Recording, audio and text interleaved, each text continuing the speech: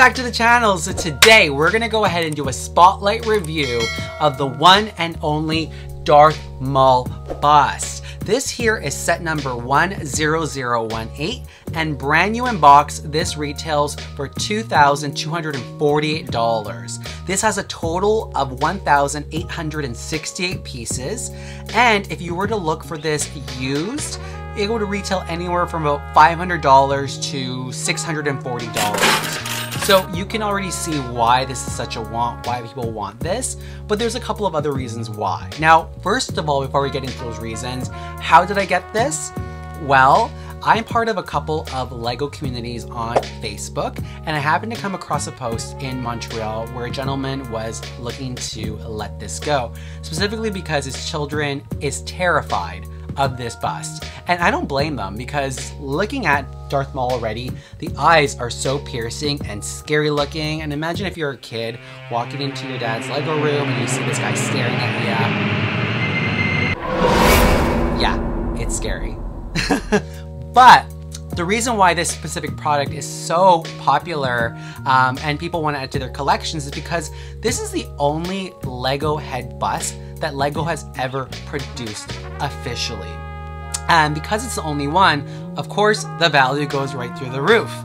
Number two, if you think about it, this is a 2001 Ultimate Collector's Series edition. And anything that's a UCS edition, everyone wants. And remember in my previous videos, I always said Star Wars LEGO always goes up in value. So we have two things right there off the bat that really bring up the value in this. Now, why I wanted it specifically is because it is such an amazing piece to have. It's hard to get, but also I thought it would be a great display piece that I can have in my videos as well. Now, as I'm thinking about it, is it gonna fit in the shelves? I don't think so, but I also think that for the size of this specific piece, it's worth it. Now, luckily for me, I didn't have to spend any money for this except to ship. And what I mean by that is we did a trade for a trade. So he traded this for some LEGO sets that I had, and it was just a fair exchange based on value. So thank you again to my Quebec friend for hooking me up with this. I really appreciate it, but now I'm happy to have it as part of my collection. So let's just get right into it. Let's go ahead and do an up close of this bust and let's talk about it. So the first thing I have to say is you can see the size of this bust is humongous. It's like twice the size of my head. And in fact, it has some good weight to it for sure. If I look at it right away, you know, you can see straightforward, it looks really great. As you move to the side, they did a good job with making it 3D, sculpting the nose, even the ears pop out, especially the horns that really bring it together. So that's a fairly great technique that LEGO did to really make this bust come to life. But even the eyes, you know, we'll focus back on the eyes again. If you look at the colors behind the eyes, you can see the yellow bricks behind with the red, similar to, of course, the movie itself. So doing whatever they can to really make this piece come together, I really, really enjoy that. And of course, it comes with a stand here in the bottom, which makes it a great display piece. Something that is very minimal, but I really like because I have never seen it before, is on the back of this bust, you have one LEGO brick that is in the gray color that has the LEGO logo on it, which is not a sticker, it's actually printed onto the brick itself. So I thought that was very cool, like, you know, putting their logo on it, stamping it official as a LEGO product. Now, I have to say that I'm gonna be honest with all of you, I did not build this myself. I probably started the base of it, but I just couldn't. You know, like I mentioned to you many times before in my previous videos, I recently just got back into LEGO. And one type of building technique that I haven't done is, of course, bust building. Again, this is the only one LEGO has, but the instructions, because it's from 2001, is not like LEGO today that is very user-friendly, easy to read, easy to understand. In fact, when you look at the building book that comes with it, it is quite difficult. So this would definitely not be for children to build. I would definitely rate this as an 18+ type of set for adults, because, you know, there are times that Rob would look at me and be like, I'm lost. I'm like, I don't know what I'm doing either. But luckily we're able to figure it out. When this got shipped, it got shipped in pieces, so the head came intact, but the base of the shoulders up to the neck had to be broken apart. So we had to break it completely apart and build it back up again. And even then, like, it still was difficult because you're putting brick on top of brick on top of brick and you're building your way up. So I have to say this was quite a challenging build. And if you think for 1 second that I'm gonna build this on a Lego challenge, absolutely not.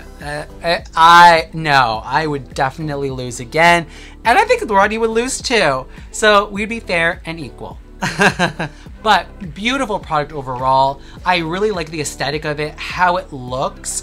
I think, you know, if there was an area of opportunity, I would have to say, of course, the building manual, but I can't blame them. You know, imagine putting that manual together and explaining to someone how to build him from ground up, building on top. I get it.